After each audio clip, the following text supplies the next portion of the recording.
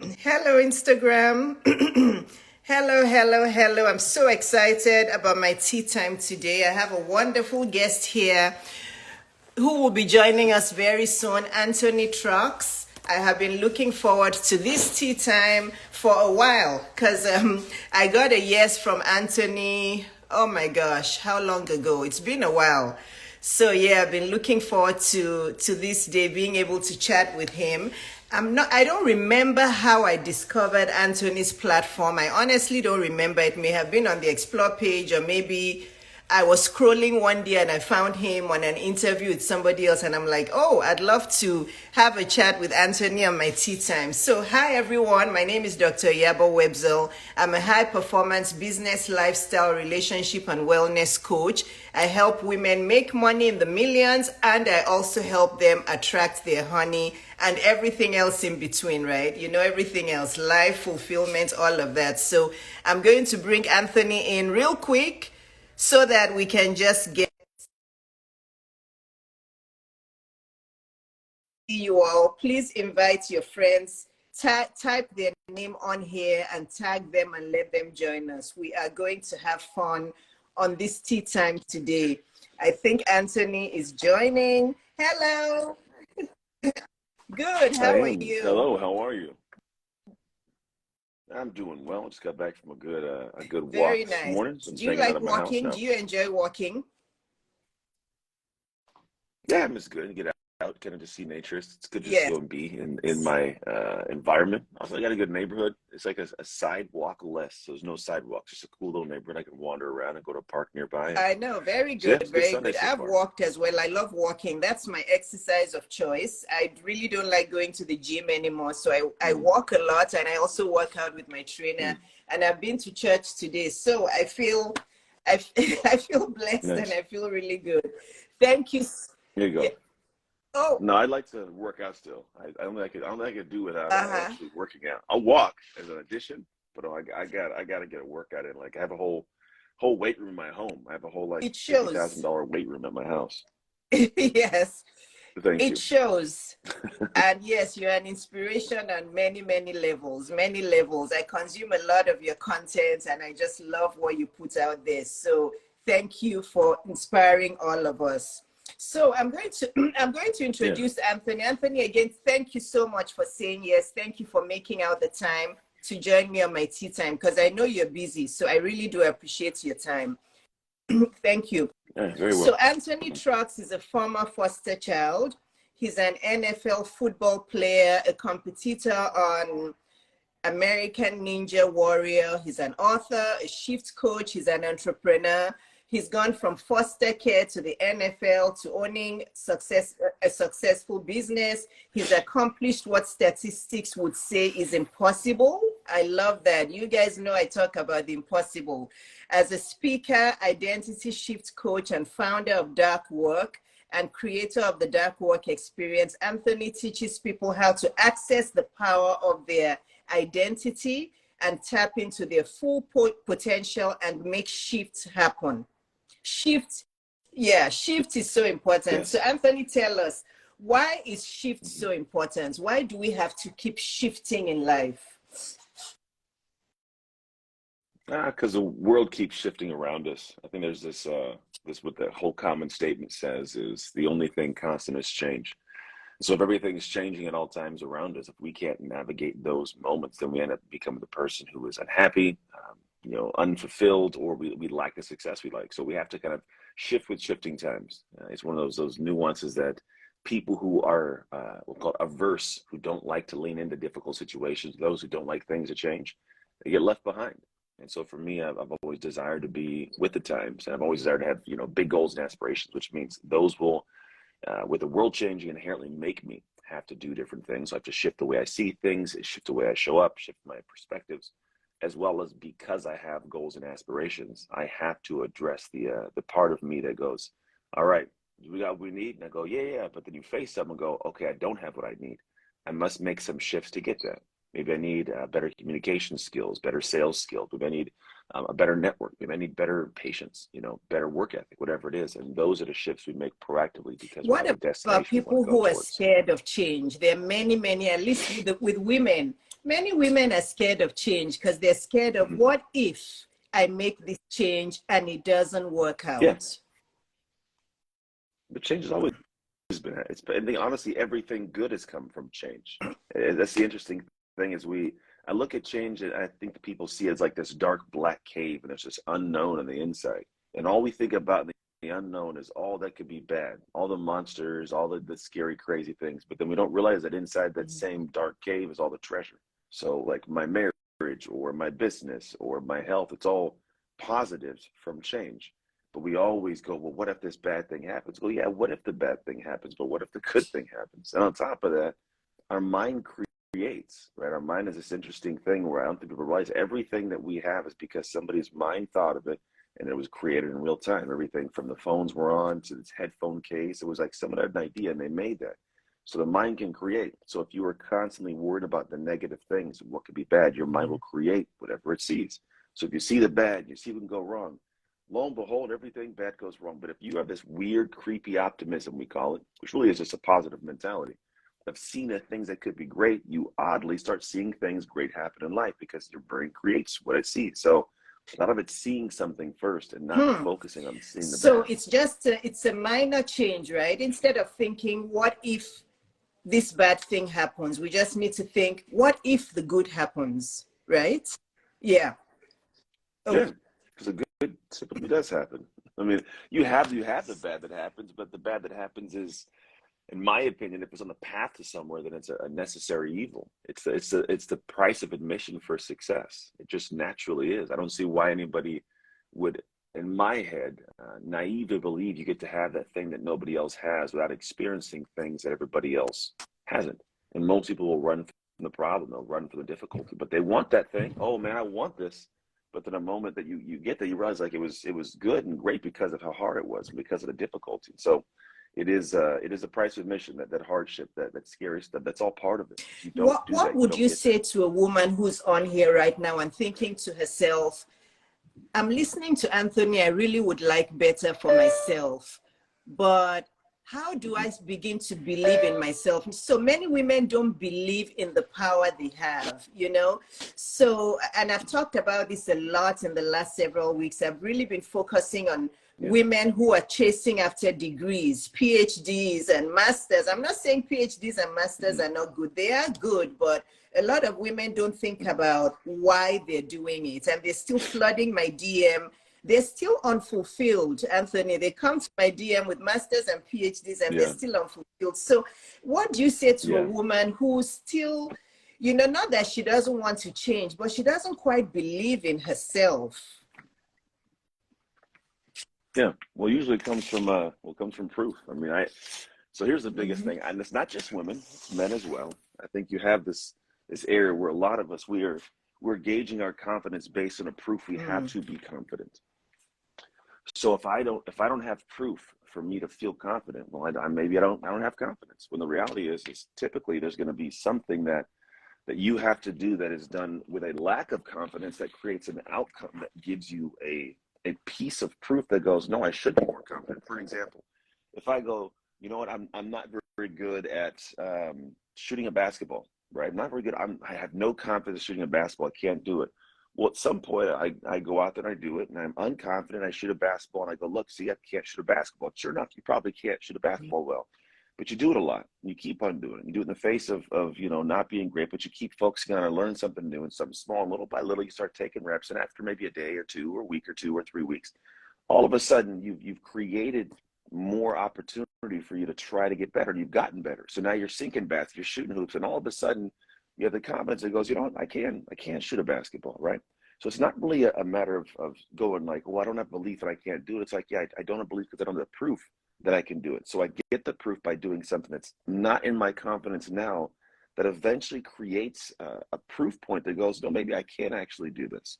And when you have that aspect, it's actually much better, because then you can approach anything. Because here's the truth: most people will question their ability to be great at this thing, like to be great. Like, I'm not great at this, so that's okay. I think it's actually logical. However, we can all look at some point in time when we have gotten great at something. So what I tell people is, you can't question your ability to get great. question whether you're great, because that makes logical sense, but don't question the ability to get great. People become great moms, they become great business leaders, they become great doctors, they become great, they've gotten great. If you apply those same intangibles to something else, you'll get great at whatever you choose. You used a few phrases that mean consistency. You talked a lot about you keep on doing it. You also used the word eventually twice in your statement. So I get that's all about the power of consistency. What makes people want change overnight? Why do so many people give up easily? A lot of people, I believe, give up It's hard. easily. They don't wait long enough to see their success. Well, I think at a brain level, you quite literally, people desire that dopamine dump. We're treated this way from our phones. We're built in this manner. Actually, I think a lot of the things we do or have going on in our world nowadays are all targeted towards how can we make it easy for you, right? So it is, I think, a very logical thing for people to go, I want this immediate gratification. But the reality is those who have great long-term success, they fell in love with something else. They didn't fall in love with the quick win. They fell in love with the process. That's the biggest hindrance is everybody wants to love the outcome. Everybody wants to get to the peak of the mountain, but nobody wants to climb it. And it's mostly because it does suck. Like it actually is not fun to do it. However, if you can find ways to fall in love with the process, meaning you find areas that give you joy within the process, then all of a sudden you actually start to do more of the things everybody else doesn't want to do. And so you outlast people.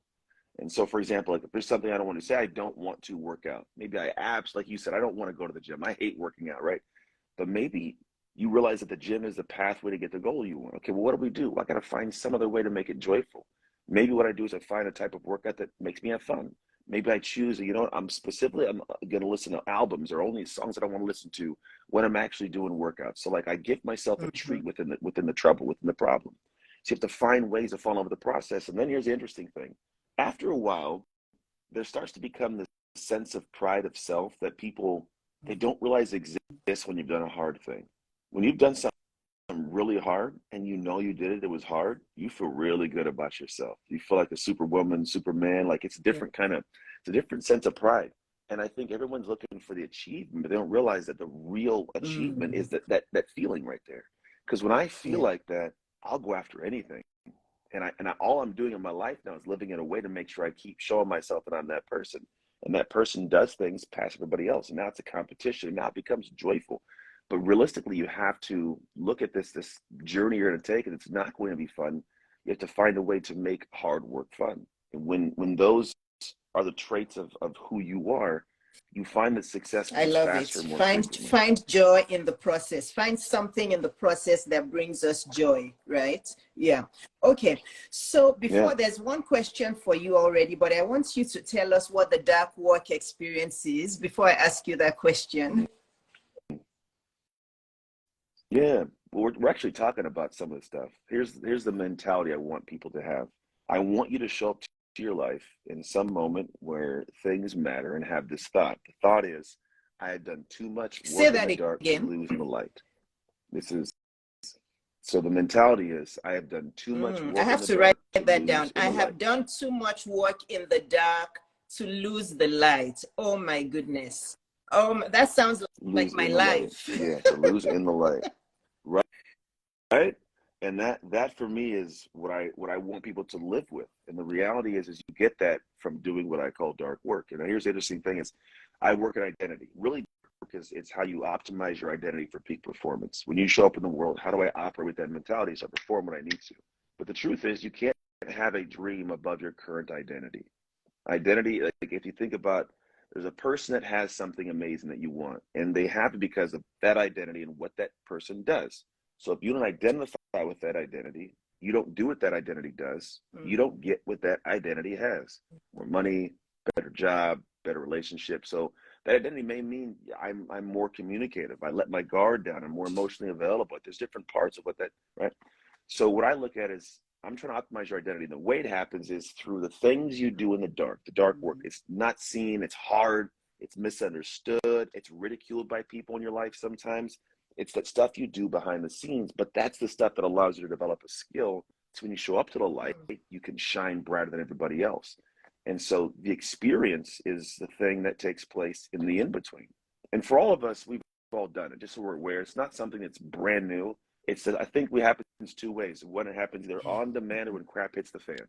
And for a lot of people, it's when crap hits the fan. I'm behind the ball. I got to make this happen. All of a sudden they spin up and they find out I'm capable of more than I thought I was. And I go, well, what if you did that on demand? What if you chose to go, you know what, I'm going to subject myself to an experience that's going to make me elevate my identity? Because the truth is we talk about identity. It's based on psychological and neurological wiring, which happens from experiences. So if right now, say for example, a dog walks in the room, we're both in this room with a dog. If your experience was you got bit by a dog, you might hate the dog, be afraid of the dog, run around, right? If I've always had great experience with a dog, I love a dog. It's all wiring psychologically and neurologically because of the experience. That's how we become who we are in any area of life. So I go, well, why do we have to wait till stuff goes sideways and it falls apart to rewire ourselves? Why can't we just do it intentionally? So my work is in crafting a very specific experience that you do in the dark, that is hard, it's not sexy, that is something that's ridiculed by people, misunderstood by many. But when you get done with that and you step into the light, you want to start a business, you want to get the man of your dreams, woman of your dreams, you want to get maybe the promotion, or you want to, whatever it is, you will fight for that dream with intention and intensity because you've already done the work in the dark to become the person who has that. And that's the work I do. I love That's it. how I help people show up. I love it. Yeah, lots of dark work in my life that I've had to do with. Yeah, oh yeah, lots and Me lots too. of dark work. Do you think that being a former foster child has helped you rise into where you are today? In my practice, we see a lot of foster children. I've had my pediatric practice for 20 years. And I've worked with several group homes, several foster agencies, and I see these kids, and as soon as they walk into the exam room, I can feel their pain. You know, I can feel their pain. Yeah. So do you believe, and tell us a little bit about your foster child experience. How long were you in foster care? And how has it shaped you to who you are today? So I was in 11 years, so 3 years old to 14, 6 different homes, a lot of craziness, man, abuse and torture and starvation, a lot of odd things from some heinous people. But I will tell you that statistically, the sad part is if you go to any prison in America, 75% of the inmates are former foster kids like me. I think half our homeless population spent time in foster care, and statistically, less than 1% of us will graduate from college. So I am a humongous outlier based on stats. And I do believe that that is a big piece. I have a painting on my wall right here. So I can move it real quick. And it says, I don't know if you can see it. Let's see. There it goes. It says, smooth seas never made a skilled sailor. And for me, I look at it and I go, foster care sucked. And it sucks for a lot of people. And while I do not like what happened, I appreciate all of it. It did harden me. It gave me skill sets that I wouldn't have gotten anywhere else. It was a different kind of dark work that's hard, but that is for sure one of the reasons I shine. It's not something where I look at my life and go, man, I hope everybody has to go through foster care by any means, but we all have our own trials. I mean, everybody has their own relative level of difficulty. Whether you were in foster care, you weren't in foster care, maybe you had some crazy parents, or maybe you had some stuff happen at school, or who knows, but all these things, we can use them as really good excuses to do wrong, which is why I think a lot of us go to prison by doing different stuff, because we go, well, the world wronged us. I'm going to wrong the world. I'm going to steal that, take that, and be criminal. So a lot of us, why foster kids go off, and then I go, you know what? I want it to be a really good reason why I do well, a really good reason why I show up better for the world, why I give back to the world differently. So for me, that's always been my goal, is to make that have made a purpose or made a better reason for me to do well. I love your story. I love it. It's so empowering. It's just so do you give talks at foster homes or group homes? Do you go there to give talks? I do. I do a lot of my works with like Amazons and PayPals and a team, like the bigger corporations and everybody in between. I do a lot of keynotes. However, I do that in a way that allows me to make good revenue, so I can actually go give back for free. So I go talk to schools and I talk to at-risk youth. I flew in different states many times just to go talk to middle schools and fly back. And you won't see it on social media. I'm not going to take a bunch of pictures. I think for me, that's me really giving back, and it's for me and them. Not I love what you said when you just spoke now. You said you give keynote speeches so you can make a lot of money and so you can go into the communities to give back. That's so powerful, Yeah. because that's what I do as well. I try to make as much money as I can, and this is why I talk about millions. It's not just for me, Mm-hmm. but it's about everybody else I Mm-hmm. help in the background that I don't put on social media. That's Mm-hmm. so important. I love your story. Okay, so I agree. let me go to the question, because I have a ton of questions here. But Marie Stella Yeah. says, what are the biggest sacrifices you have made to achieve success? Mm. Here's I will tell you. So my story, years ago, my wife and I were high school sweethearts. We had a son in college. We then went and had two more kids when I was in the NFL, and then or after the NFL. Then we were divorced, and we were divorced for a lot of years, 3 years, and got remarried after 3 years. We're now 6 years, almost 7 years back in a remarriage, and it's awesome. And I will say that what I sacrificed for success, I would not recommend anybody does. And so what I did was time with the family. I sacrificed the presence of me at home, the presence of me in my marriage. And so that was something that I did sacrifice, and I lost my family, and thank God I got them back. But I think that is not something that everybody has to experience and learn lessons from it. I will say this though, that's the bad part. The other part of sacrifice is a sacrifice that we all don't really think about, which is sacrificing all the things that we enjoy now, because we enjoy things now mostly because we don't realize what's about there is better for us. So if I enjoy now, I mean, I may enjoy the television, the TV shows, I may enjoy the drinking, the party. You're right, I got to sacrifice all that. And I go, yeah, but the flip side of what you get is way more fulfilling than all of that, right? So I even tell my kid, I say, look, you guys are, my oldest is in college now, he's a freshman. I go, look, you go party and hang out. And they're like, that's great. What's going to happen is going to be a person that does that now and doesn't do what they're supposed to now and sacrifice to be focused and stay on. And when they get later in life, Yeah. they're going to be lost Yes. and hoping they can find some kind of joy. Whereas if you can miss that and sacrifice and stay dialed in now, a party you do and you have in college is different than a party when you have at 30, 40 years old and you're on, some yacht in Italy because you got a great business that's running smooth and your family's there with you. Like, it's a different kind of joy. So you can choose the kind of party. You can choose the early part or the later party. But if you sacrifice now that later party, oh, it's longer, it's more fun, it's more fulfilling, and it's more peaceful for the world as well. So for me, I recommend a sacrifice where right now you go, gosh, I want to do what all my friends are doing and fun. That's great. You can do that. But you're going to have to realize that at some point in time, the thing you want is going to come from you making a sacrifice. And Oof, the sooner you make so it, the much better it's in the long wisdom. run. So much wisdom, Anthony. What you just said is part of, I've been talking a lot about retirement funds, and I meet a lot of doctors, lawyers, female professionals who don't have a retirement fund. Some are in their 50s, like me, Mm-hmm. many are in their 40s. They don't have a retirement fund. And the ones who do have a very, very small Yeah. retirement fund. And what you just said now is the same thing. You're sacrificing, when you retire, you could have $1 to $2 million in your retirement account, but now you're saying you can't afford it. But you've lost all the compound interest and everything else. And then when you retire, you'll find yourself still working. I'll tell you a short story. I was looking to Have to hire a work. pediatrician, and a nice gentleman applied to the position. I didn't ask him for his age, but I'm sure he was somewhere between 70 to 75, and he was just applying for a job Mm-hmm. as a pediatrician in my office. And I'm thinking to myself, God, please Yeah. don't, obviously that's not going to be me, because I have a really big retirement fund which I started contributing to in my mid to late 20s. But, this is partly why I keep saying this, Mm-hmm. that you don't want to be in your 60s and 70s and still running around applying for jobs, working, long hours. This guy No. commutes, the job he works now, he commutes 50 miles in one direction, you know. So he's looking for a job closer to home. Yeah. But many doctors are in that Mm-hmm. situation where they sacrifice what they're enjoying now. They sacrifice it for what they could be enjoying later on, which will feel much better. Yeah. Yeah, yeah. So the same I person agree. asks another Yeah. question. She says, who are some of the people who have helped you along the way? Oh man, that's a great question.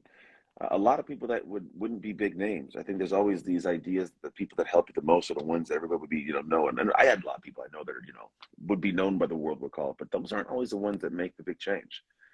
For me, I think a lot of people have made great change for me or been affecting have been like high school coaches, college coaches, teammates of mine, my children, my wife, great friends that have kept in the straight and narrow. Because when I was divorced and I was you know, out there in the world, like I had some great friends that would reel me back in because I would, you know, when you're hurting, you try to find ways that are not the best for you to go and find peace. And it just, you know, I had great friends that are like, that's not who you are, man. Like, don't go out that route. Like, don't go down that rabbit hole. And so I did reel me back in. And those are the ones that helped me become the most successful because they realign me with who I am, if that makes sense. Because a lot of the times life will throw us things that keep us off track or want to kick us off track. And the reality is those who can get you back on track are the best. And the ones who you may follow that are these are big, huge names, they don't know you intimately. They can't really get you back on track sometimes. And now if we talk about professionally, what's helped me, I have a lot of great friends, you know, between, you know, probably 3 or 4 different circles of people that have given me some great insights. But here's the biggest reason why I'm successful. It's because I do what they tell me to do. That's the key. Yeah, you laugh because you know, right? Oh, So many people, you tell them to do things and they don't. Yeah, so many people they're ask holes. They ask questions and they don't do it. So I go, I'm not going to be that.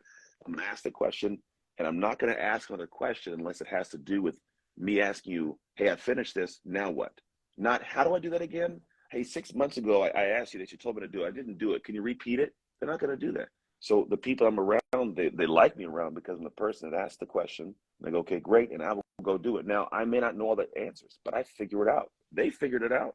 I got a shortcut, so I better figure it out. And so what happens is the more you do that, the more you're able to, I think, earn your seat at the table next to these people. And that's where you really have expect. I want someone to at some point look at me next to them and go, yep, you belong here. And it's not going to happen if they were the ones who helped climb and carry me up to the top of that hill and put me in the seat, right? I need to get my own seat at the table and earn it the same way they did. And so I'll ask questions, but I knowledge go do the without work. implementation is a total waste of time. Hmm. Yeah, they say the person that can read is no better than the person that can, and the person that can't. The person that can read and Yeah, does not is no better than the person that can't, right? So it's I know implementation of people what love skills you to have is what consume makes you great. knowledge, but they have a hard time implementing.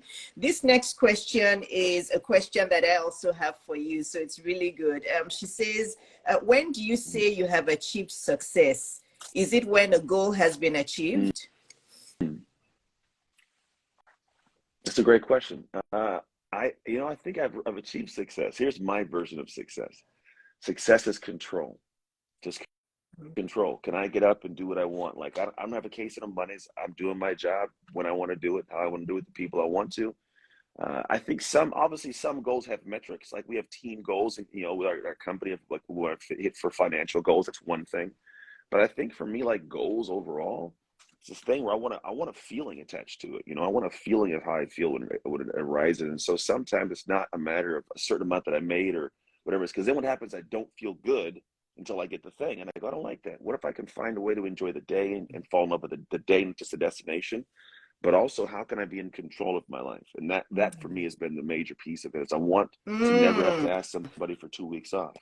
I want to never have to ask somebody, you know, if I have to go, if I want to go somewhere, I want to go somewhere. I want to never have to ask someone to borrow things, like borrow money. Like I want to have control of what I want mm. and even control of myself. That's a big thing too. Is like, can I control my emotions if things don't go right, or when things do go great? Can I be in control of self? And I think that piece for me I is have learned a success. lot from you today, Anthony. I have. I'm writing it all down. Do we have time for 2 more questions? I want to be respectful of your Uh, time. yeah, we could pop them in. Okay. Yeah, let's do So, it. my next question is about us Black folks. I have a soft spot in my heart for Black people, Black women, especially Black girls, Black daughters, and Black sons. A very special place in my heart. And I believe, I know Mm-hmm. it's not the solution to all of our problems, but I believe that financial empowerment will be a beginning. You know, this is at least a route. I say route, I think Americans say route, will be a route to getting us Mm-hmm. that voice, that advocacy that we need in the world. Because it pains my heart when I read the statistics and I see that Black women are the poorest, even though we're the most educated now. Black women have surpassed every single Mm-hmm. group when it comes to academics and education, but we're still the poorest. So my question for you is, Mm-hmm. do you believe that financial empowerment is needed in the Black communities in order to start to help us elevate globally? I think it's financial education is a big piece. I mean, there's maybe it falls under empowerment's a piece of it, I think there's this is because I obviously have a black son, I have a black daughter, I have two black sons, except one's way lighter than the other one. uh, but the idea for me is I go, how do I prepare them for the next level? And so here's what I realized in the black community, there's not a lot of conversations about money outside of we don't have it, it's hard.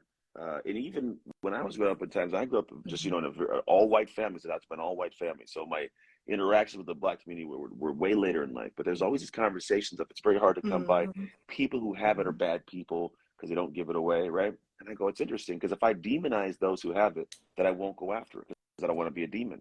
And there's not this understanding there. And then also on top of that, I go, well, if I look at how money is exchanged in the world, money is exchanged through value given, right? So somebody one time asked me the question, he says, if somebody can make $1 million, but they're only making $50,000, is that a good or bad thing? I say, it's a bad thing. He goes, why? I go, because you're telling me the person has the ability to provide enough value to the world will say thank you by giving $1 million.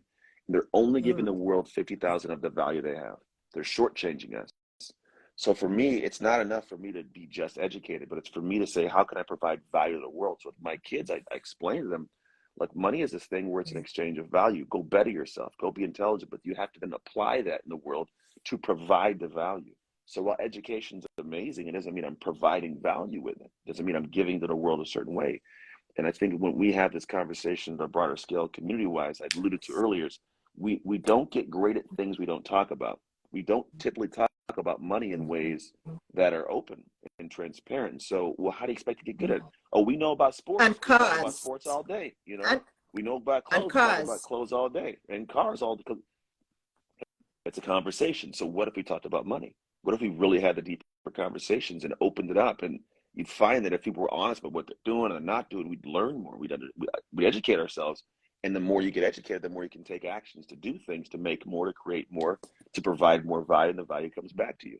It's not always fun to hear because it's going to be uncomfortable and it's difficult, but it's the journey, I believe, to getting there. Because for me, I grew up, I was in a white family, but we were really, really poor. Really, really, really poor. So like we would get the clothes from Goodwill. Like there wasn't much, but the conversation as a kid was like, money's hard and it doesn't come easy and people that have it are bad. And I was like, dang. So when I grew up, I had to fight against this whole internal dialogue of the fact that if I go after money, am I a bad guy if I go after money? Am I a horrible human because I want it? If I don't give it back, am I bad? Like, I don't want to be bad. So I just, think about the lottery. People win the lottery and within a couple of years, they're back down to zero in the account. Well, why? Because people are not comfortable with something that they are not used to or feel like it's out of the realm of connection of who their identity is. If I don't identify as a person with tens of millions of dollars, when I get it, I go, oh, I don't like this. Magically, money finds a way out of my account to get me back to my comfort level.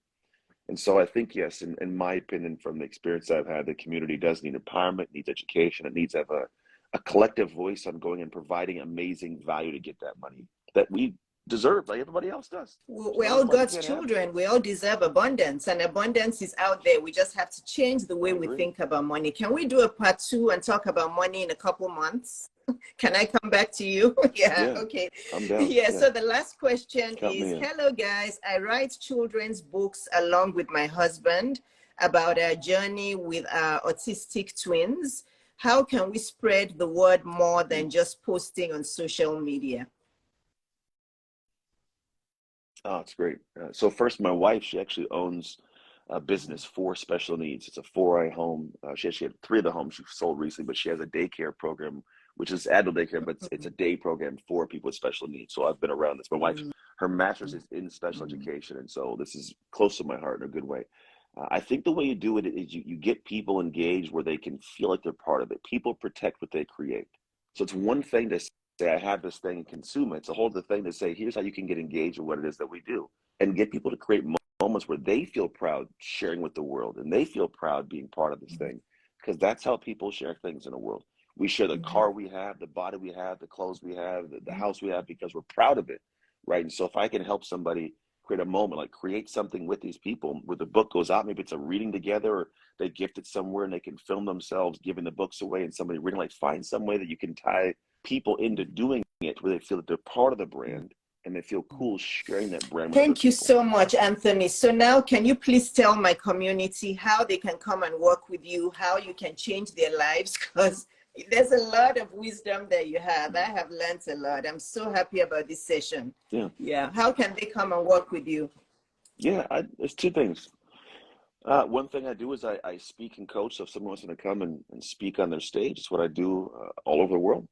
Outside of that, one of the things I recommend is just go watch on Instagram and then see if you like me, right? So if you go to @AnthonyTrucks, which is here, I share a bunch of stuff. The work I do behind the scenes is I actually help people curate and execute their own dark work experience. So if I want this thing later on, the pathway to getting there is doing the right dark work, not guessing dark work, not hoping it's the right work, but you're actually going through a process to make sure I'm doing the right things in the right order for the right amount of time with the right accountability. So when I exit and I call it emerge, I will compete with conviction for my dream. And I'll have that mentality of I've done too much work in the dark with Anthony to lose or not get what's mine in the light.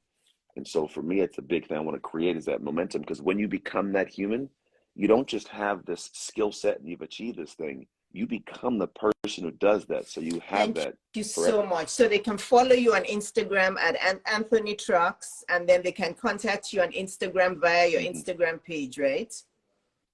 Yeah. Yep, that's it. I'm there. Yeah, Thank you reach so out. I will much. This respond. was knowledge packed. Thank you. God Welcome. bless you. And I'll be back. Trust me, I'll be back in your DM in a couple months for another I session. know. Thank you. And thanks to everybody who watched. This will I be don't on my doubt it. page. It may be on Anthony's page as well. I'm not sure, but thank you very, very much and see you soon. Bye, Anthony. Thank you. Have a great Welcome. Sunday. Bye-bye. Bye. Bye. You too.